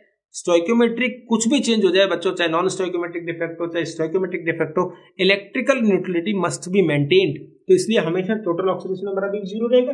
तो +2 इंटू एक्स, जैसे ऑक्सीडेशन नंबर कैलकुलेट करते थे ना, 2 को नंबर से मल्टीप्लाई करते थे, +3 को क्या करेंगे 93 माइनस एक्स से मल्टीप्लाई करेंगे, O का ऑक्सीडेशन नंबर कितना होता है -2, इसको किससे मल्टीप्लाई करेंगे 100 से। तो बच्चों देखो 2x plus 279 minus 3x minus 200 equal to 0। तो बच्चों ये x उस साइड चला जाएगा तो x हो जाएगा, और ये इस साइड आएगा तो क्या हो जाएगा 79। तो x की वैल्यू अपने पास कितनी आ गई 79, यानी एटम Fe+2 वाले कितने हैं 79। तो फ्रैक्शन पूछा जाता है Fe+2 का फ्रैक्शन कितना होगा, तो 79 आउट ऑफ 93 मल्टीप्लाइड बाय 100। जो बाकी दूसरा वाला Fe+3 होगा वो कितना हो जाएगा 14 आउट ऑफ 93 इंटू 100। तो इस तरह से ये कुछ परसेंटेज हम किसी की भी निकाल सकते हैं। तो ऐसा क्वेश्चन भी आप करें। एक क्वेश्चन देखिए, इस तरह का इफेक्ट है, डॉपिंग का केस है। डॉपिंग समझते हैं ना, इंप्योरिटी जब अपन ऐड करते हैं तो उसको बोलते हैं डॉपिंग किसी में भी। तो जैसे आपके पास कौन सा स्ट्रक्चर है, NaCl स्ट्रक्चर है, इज डॉप्ड विद, ये इसमें डॉप करा गया। डॉप्ड विद का मतलब होता है SrCl2 इसमें डाल रहे हैं। NaCl का स्ट्रक्चर है और इसमें जब बच्चों SrCl2 डालेंगे तो इसमें कौन सा आयन आएगा, Cl तो कॉमन है, Sr2+ आयन आएगा अंदर। तो एक Sr+2 आयन कितने Na+ को रिप्लेस करेगा 2 को, ताकि इलेक्ट्रिकल न्यूट्रलिटी मेंटेन रहे। तो इस रिप्लेसेस 2 Na+ आयंस। तो 2 Na+ रिप्लेस हो गए, 2 Na+ रिप्लेस हो गए, उसमें एक की जगह पे Sr+2 आ गया, और एक क्या हो गई कैटायनिक वैकेंसी डेवलप हो गई। समझ रहे हैं ना बात को, Sr2+ एक Na+ को हटाएगा जब, तो 2+ अंदर आए तो 2+ बाहर जाएंगे, 2 Na+ बाहर जाएंगे, तो 2 Na+ बाहर जाने से 2 वैकेंसी डेवलप हुई, जिसमें से एक को तो ऑक्यूपाई कर लिया Sr2+ ने, दूसरी वैकेंसी कौन सी हो गई, एक कैटायनिक वैकेंसी। तो जब भी एक SrCl2 अंदर आएगा तो एक वैकेंसी डेवलप होगी। सपोज 1 मोल SrCl2 आते तो कितनी बनती 1 मोल कैटायनिक वैकेंसी बनती। बस दिस इज द हिंट। अब आगे क्वेश्चन पढ़ लेते हैं। यहां क्या दिया हुआ है 10⁻⁴ मोल परसेंट। एनसीईआरटी में ऐसा कैसे क्वेश्चन है 10⁻³ दिया हुआ है वहां, मोल परसेंट। तो मोल परसेंट का मतलब हो गया 10⁻⁴ अपॉन 100 मोल। परसेंट को और सॉल्व कर दिया तो मोल कितने हैं टोटल अपने पास, इतने मोल SrCl2 डाले हैं। तो पूछ रहा है कितनी कैटायनिक वैकेंसी डेवलप होगी, तो आप बच्चों आराम से बता दो 10⁻⁶ ही वैकेंसी डेवलप होगी, लेकिन वो 10⁻⁶ क्या होगा मोल होगा, तो मोल को मल्टीप्लाई कर दो। तो अब हो गया हमारा answer 10⁻⁶ into Avogadro number. Avogadro number होता है 6.02 इंटू 10⁻23, तो 23 और -6 करेंगे तो 17 आ जाएगा, तो 17 वाला आंसर सर्च कर लीजिए। यो तो ये कैटायनिक वैकेंसी डेवलप होती है, उसका भी बता दिया। एनायनिक वैकेंसी में एफ सेंटर के बारे में पूछ सकते हैं, वो भी मैंने बता दिया, और सबका कलर किस तरह से होता है वो भी सब आ गया है। तो ये था imperfection in solid. Electric property है, प्योरली याद करना होता है। ये होता है, ये रेंज है, कंडक्टर्स की रेंज ये होती है, कंडक्टेंस जब ये हो और कंडक्टेंस अगर ये होगी तो इंसुलेटर होगा, और ये जो रेंज होगी वो सेमीकंडक्टर होगा। सेमीकंडक्टर का मतलब क्या होता है कि ये नॉर्मल टेम्परेचर पर तो क्या करते हैं, इंसुलेटर्स होते हैं, लेकिन ये टेम्परेचर इंक्रीज करने पर क्या कर सकते हैं, कंडक्शन शो कर सकते हैं, या कुछ डॉपिंग करने से, इम्प्योरिटी मिलाने से ये क्या कर सकते हैं, कंडक्शन शो कर सकते हैं। तो ये दोनों तरह देते हैं, इंट्रिंसिक और एक्सट्रिंसिक होते हैं। देखो ये रेंज, ये एक डायग्राम सीधा सा, मेटल है, एक इंसुलेटर है और एक सेमीकंडक्टर है। तो यहां देखिए ये जो गैप है वैलेंस बैंड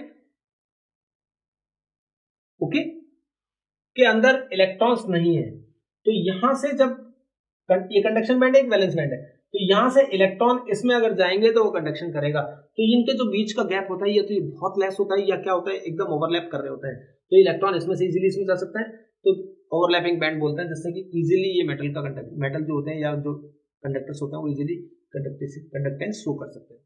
इंसुलेटर्स में क्या होगा, ये गैप ज्यादा होगा। फॉरबिडन गैप का मतलब होता है energy gap between valence band and conduction band, ठीक है। तो ये एम्प्टी कंडक्शन बैंड का इनका गैप बहुत ज्यादा है, तो इलेक्ट्रॉन इसमें से इसमें जा ही नहीं सकता, तो ये इंसुलेटर्स होता है। अगर ये गैप स्मॉल होता है तो नॉर्मली तो नहीं जान सकते, लेकिन हम क्या कर सकते हैं, या तो टेम्परेचर बढ़ाकर या कोई चीज इंप्योरिटी ऐड करके हम ऐसा कर सकते हैं। तो टेम्परेचर बढ़ा के जब ऐसा करते हैं तो उनको बोलते हैं इंट्रिंसिक सेमीकंडक्टर्स। समझ में आ गया? तो वो कंडक्टेंस शो करते हैं। Okay, types of semiconductors, N type, P type. ये कब होता है, जब डॉपिंग कर रहे हैं इंप्योरिटी। तो बस इसमें याद ही क्या करना है, जैसे ये लिया आपने जर्मेनियम या सिलिकॉन, सेमीकंडक्टर्स जो होते हैं सिलिकॉन जर्मेनियम 14 ग्रुप के होते हैं, और 14 ग्रुप के अंदर हम जब 13 ग्रुप का कोई ऐड करेंगे तब क्या बनेगा, और एक क्या होगा जब हम क्या करेंगे 15 ग्रुप का ऐड करेंगे। चेक करते हैं, देखो इसको क्या लिखा है, देखो metal excess compound conduct electricity through normal electrical mechanism and are therefore N type semiconductors. N type मतलब क्या होगा, जब ज्यादा होगा, तो इलेक्ट्रिक कंडक्टिविटी ऑफ सिलिकॉन और germanium can also be increase by doping with some group 13 elements such as. ये next का आगे बचे, सुनिए पी टाइप का आगे दिया कि एक सेकंड देखता हूं, पहले लिखने बोल कर दिया। देखो बच्चे यहां देखो, ये जर्मेनियम 14 ग्रुप का है और इसमें आर्सेनिक इंप्योरिटी ऐड की है। तो आर्सेनिक इंप्योरिटी ऐड करने से 15 ग्रुप का ऐड किया, तो उसमें क्या आ गया, एक एक्स्ट्रा इलेक्ट्रॉन आ गया। तो एक एक्स्ट्रा इलेक्ट्रॉन आने से इसको एन कर दो बच्चे, ताकि पुराना सही हो जाएगा अपना, ठीक है ना। और इसको क्या कर दो, पी कर दो। मैं पहले पी का समझाता हूं। पी टाइप में क्या होता है, 14 ग्रुप के एलिमेंट है, तो उसमें 14 ग्रुप का मतलब होता है 4 वैलेंस इलेक्ट्रॉन होते हैं, चारों तरफ जुड़े होते हैं। जब आपने क्या करा, 13 ग्रुप वाले के साथ किसी के साथ आपने अटैच कराया, तो उसके वैलेंस इलेक्ट्रॉन 3 है, 3 तरफ बॉन्ड हो गया, एक होल डेवलप हो गया, और ये इलेक्ट्रॉन यहां आएगा तो होल यहां चला जाएगा। तो इस तरह से इस होल के एक जगह से दूसरी जगह मूवमेंट की वजह से वो क्या करते हैं, कंडक्टेंस शो करते हैं। तो बेटा देखो सिलिकॉन में 14 ग्रुप में अगर 13 करेंगे तो पी टाइप, पी मतलब पॉजिटिव, पॉजिटिव मतलब इलेक्ट्रॉन कम हो गए तो पॉजिटिव टाइप हो गया ना बच्चे, ठीक है। और अब देखिए दूसरा देखो एन टाइप सेमीकंडक्टर, उसमें अगर आपने 14 में 15 ग्रुप के एलिमेंट ऐड किए, तो 15 ग्रुप का ऐड किया तो क्या होगा, चार तरफ तो हो गया, पांचवा वैलेंस इलेक्ट्रॉन जो होगा फ्री रहेगा। तो due to the presence of this free electron, इसमें क्या होती है, कंडक्टेंस होती है। तो इलेक्ट्रॉन अगर बढ़ गए हैं तो कैसा हो जाएगा, एन टाइप, और अगर इलेक्ट्रॉन कम हो गए हैं तो क्या हो जाएगा बच्चे, पी टाइप। तो ये थोड़ा सा मिसप्रिंट हो गया था, चेक कर लीजिए। ये कुछ ऐसे एग्जांपल बताएं, डायोड है, एनपी कंजक्शन वगैरह है, फिजिक्स में आप बहुत डिटेल में पढ़ते हो, तो इनका क्या क्या यूज आता है, कैसे काम होता है, सबको। मैग्नेटिक प्रॉपर्टी में पैरामैग्नेटिक, डायमैग्नेटिक और फेरोमैग्नेटिज्म। पैरामैग्नेटिक कौन से होते हैं, जैसे मैग्नेटिक फील्ड में अगर आप रखते हैं तो मैग्नेटिक फोर्स लाइन को जो अट्रैक्ट करते हैं उनको पैरामैग्नेटिक बोलते हैं, और मैग्नेटिक फोर्स लाइन को जो रिपेल करते हैं वो क्या होते हैं, डायमैग्नेटिक। केमिस्ट्री में इनको पहचानने का क्या तरीका है कि अनपेयर्ड इलेक्ट्रॉन जीरो नहीं हो और अनपेयर्ड इलेक्ट्रॉन क्या हो, जीरो। तो जिनमें अनपेयर्ड इलेक्ट्रॉन जीरो होंगे वो क्या होंगे, डायमैग्नेटिक होंगे, जिनमें अनपेयर्ड इलेक्ट्रॉन नहीं होंगे वो क्या होंगे, पैरामैग्नेटिक। मैग्नेटिक फील्ड को अट्रैक्ट करेंगे, उसकी इंटेंसिटी को इंक्रीज करेंगे। तो what is the difference between paramagnetism and ferromagnetism? यहां देखिए आयरन, निकल, कोबाल्ट, CrO2, ये क्या होता है? स्ट्रॉन्ग पैरामैग्नेटिज्म है। इवन मैग्नेटिक फील्ड हटाने के बाद ये मैग्नेट की तरह बिहेव करते हैं। इनमें क्या होता है, जितने भी अनपेयर्ड इलेक्ट्रॉन होते हैं उनका जो डोमेन होता है, उन सबके डोमेन का अलाइनमेंट जो होता है सेम डायरेक्शन में होता है, तो बहुत स्ट्रॉन्ग पैरामैग्नेटिज्म शो करते हैं। ठीक है, इवन मैग्नेटिक फील्ड हटा लोगे तो भी वो क्या करेंगे? बिहेव करेंगे। तो दीज आर कॉल्ड फेरोमैग्नेटिज्म। अब दो और आएंगे, एक तो फेरी और एक एंटी। एंटी का मतलब तो होगा कि नहीं करना। देखते हैं एंटी में, देखिए बच्चों, ये डोमेन का जो अलाइनमेंट था 1 2 1 2 1 2, ये एक दूसरे के इंपैक्ट को क्या कर देंगे? सबके सब कैंसिल आउट कर देंगे। तो मैग्नेटिक मोमेंट इनमें क्या हो जाएगा? 0। तो although unpaired electrons are present, but उनका अलाइनमेंट डोमेन का अपोजिट होने की वजह से नेट मैग्नेटिक मोमेंट क्या हो गया? 0। तो उनको बोल रहे हैं एंटी फेरोमैग्नेटिज्म, मतलब वो मैग्नेटिक प्रॉपर्टी नहीं है। एक होगा फेरी, इनके ये याद रखना, बस इनके एग्जाम्पल लिखने होते हैं कि ये कौन सा है, ऐसा क्वेश्चन कभी आ जाए तो। ठीक है, इसमें क्या होगा, जैसे यहाँ देखिए 2 का इधर है, 1 का इधर है, फिर 2 का इधर, तो देखिए ये 1 1 कैंसिल हो गया, ये 1 1 कैंसिल हो गया, लेकिन स्मॉल पैरामैग्नेटिज्म और small magnetism is left, that's why इनको बोलते हैं फेरी। फेरी का मतलब होता है स्मॉल, स्मॉल मैग्नेटिज्म लेफ्ट है, तो ये magnetic properties. Okay, effect of pressure and temperature on the coordination number, ये कई बार क्वेश्चन आता है कि how can we convert NaCl type structure into CaCl type structure, मतलब 6 को आपको किसमें बदलना है? इंपॉर्टेंट चीज है। तो हम यहाँ क्या करेंगे? प्रेशर इंक्रीज करके कोऑर्डिनेशन नंबर अपन क्या, प्रेशर इंक्रीज करेंगे तो क्लोज आएंगे, तो कोऑर्डिनेशन नंबर बढ़ जाएगा। ठीक है, इसी तरह 8 इसको करना होगा, इधर जाएंगे तो अपन क्या बोलेंगे? टेम्परेचर इंक्रीज करेंगे। तो एक पॉइंट याद कर लेना, प्रेशर बढ़ाने से कोऑर्डिनेशन नंबर बढ़ा सकते हैं, और टेम्परेचर बढ़ा के कोऑर्डिनेशन नंबर हम क्या कर सकते हैं? कम कर सकते हैं। ये तो था सॉलिड स्टेट के अंदर जो भी सारी चीजें थी, मैंने कोशिश की है कि आपके लिए इंक्लूड कर दूं सब कुछ। एक छोटा सा टॉपिक है जिसको 5-7 मिनट ही पढ़ना है, इसमें से कुछ वेटेज नहीं है, इसके क्वेश्चन आते नहीं है, फिर भी मैं आपको थोड़ी सी बातें बताता हूँ। States of matter, solid, liquid, gas, सभी जानते हुए बातें, कोई भी ऐसी चीज नहीं है, शायद मुझसे भी ज्यादा जानते होंगे आप। किस पे बेस्ड है? Boyle's, Charles, Avogadro, Gay Lussac's law. Boyle's law क्या कहता है कि अगर टेम्परेचर कांस्टेंट है तो किसी भी सर्टेन अमाउंट ऑफ गैस का जो वॉल्यूम होता है या प्रेशर होता है वो एक दूसरे के इनवर्सली प्रोपोर्शनल होता है। चार्ल्स लॉ में क्या बताया गया है? V proportional to T। ठीक है, V प्रोपोर्शनल टू N। तो इनके जब क्वेश्चन बनेंगे तो ये होगा PV is equal to what? Constant. यहाँ क्या होगा? V upon T equal to क्या? Constant. V upon N constant, P upon P constant. इस तरह के बनते हैं। सभी को लॉज हमें पता होते हैं, तो इनके बारे में कोई खास डिटेल की जरूरत है नहीं आपको। जो भी क्वेश्चन आएगा मेनली आइडियल गैस इक्वेशन पर ही आता है। तो आइडियल गैस इक्वेशन क्या होती है? PV is equal to NRT। और क्या फॉर्म हो सकती है बच्चों? PV इक्वल टू N को क्या लिख सकते हैं? W upon MRT, weight upon molecular weight लिख दिया। और अगर V को नीचे ले जाए W के, तो P इक्वल टू क्या हो जाएगा? DRT by N। ये 3 फॉर्म है बच्चों, इन पे न्यूमेरिकल्स आते हैं। मैं तो ये कह रहा हूँ एनसीईआरटी की बुक में जो बैक एक्सरसाइज में 5th चैप्टर के स्टेट्स ऑफ मैटर के जो बैक एक्सरसाइज क्वेश्चन दे रखे हैं उन्हीं को कर लेना, उनमें से कोई क्वेश्चन आया था, मतलब वैसा ही क्वेश्चन। ठीक है ना। डी डेंसिटी क्या होती है? मास अपॉन वॉल्यूम, यहाँ मैंने ये पुट किया। तो अब जो भी चीज गिवन होगी उसके अकॉर्डिंग आपको काम करना होता है। जैसे चेक करिए, चलिए पहले मैं थोड़ा सा बता दूं मास, इनमें क्या सीखना होता है? यूनिट सीखनी होती है। मास की यूनिट अपने को क्या देनी है? केजी। लेकिन मोल जब निकालेंगे तो ग्राम में क्वांटिटी लेंगे। ठीक है, कहीं भी आएगी तो ऐसा यूनिट में दिए लेंगे, लेकिन जब अगर मोल निकालेंगे तो mass upon gram molecular mass, ये भी ग्राम में लेंगे और नीचे भी ग्राम में। वॉल्यूम, वॉल्यूम की यूनिट कौन कौन सी आती है? वॉल्यूम जो गिवन होगा वो लीटर में गिवन होगा। जैसे किसी ने बोला 1 लीटर,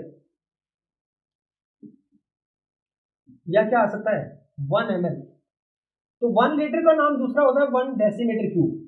1 ml का नाम होता है 1 सेंटीमीटर क्यूब, या इसको 1 cc भी लिखा होता है, ऐसे लिखा था 100 cc, 100 cm क्यूब है वो, मतलब। ठीक है, तो ये आ गया। अब इसी तरह 1 मीटर क्यूब लिखते मान लो, तो 1 मीटर क्यूब का मतलब होगा 1000 लीटर। 1000 लीटर का मतलब क्या हो गया बच्चे? 1000 डेसीमीटर क्यूब।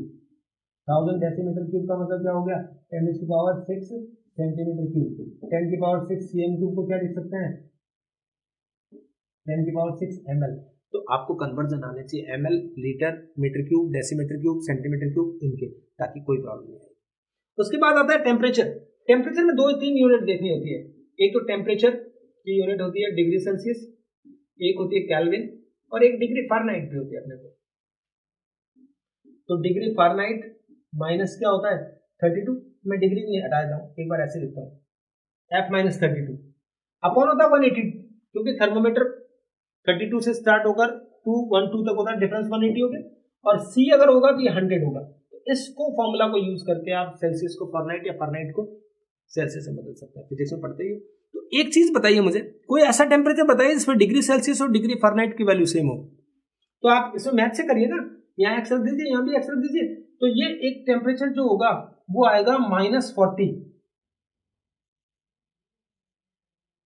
-40 डिग्री वो टेम्परेचर से फ़ारेनहाइट और सेल्सियस की वैल्यू सेम होगी।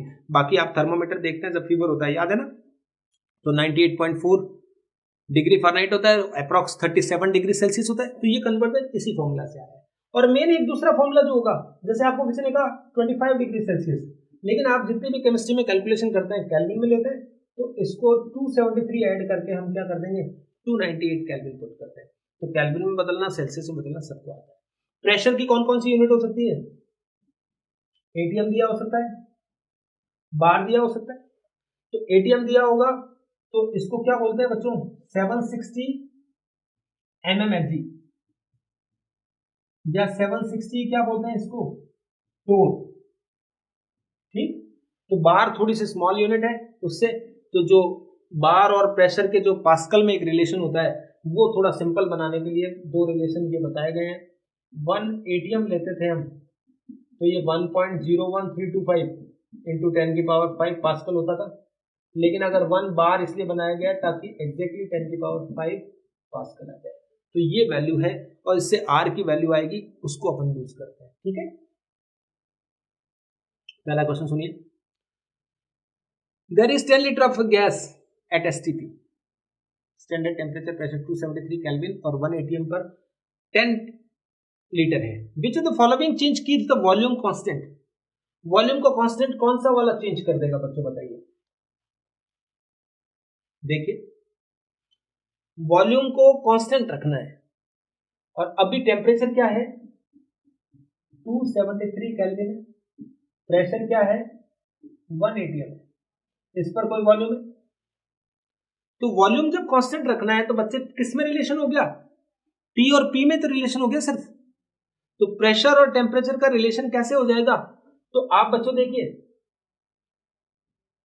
P प्रोपोर्शनल टू क्या होता है T, तो P बाई T कांस्टेंट होगा, तो P1 by T1 equal to what P2 by T2। तो आपके पास P1 कितना है 1, और क्या करना है बच्चों P1 कितना है 273। अब आपका यही आंसर किससे आ सकता है, इसमें से पुट करने पर देखो 273 केल्विन तो चेंज ही नहीं किया उसने, तो इसको मत लीजिए। 273 डिग्री सेल्सियस, ध्यान दीजिए 273 डिग्री सेल्सियस का मतलब हो गया 546 केल्विन, तो T2 की जगह क्या आएगा 546 आ गया, सेकंड ऑप्शन में ले रहा हूं। और ये कितना लेंगे 2,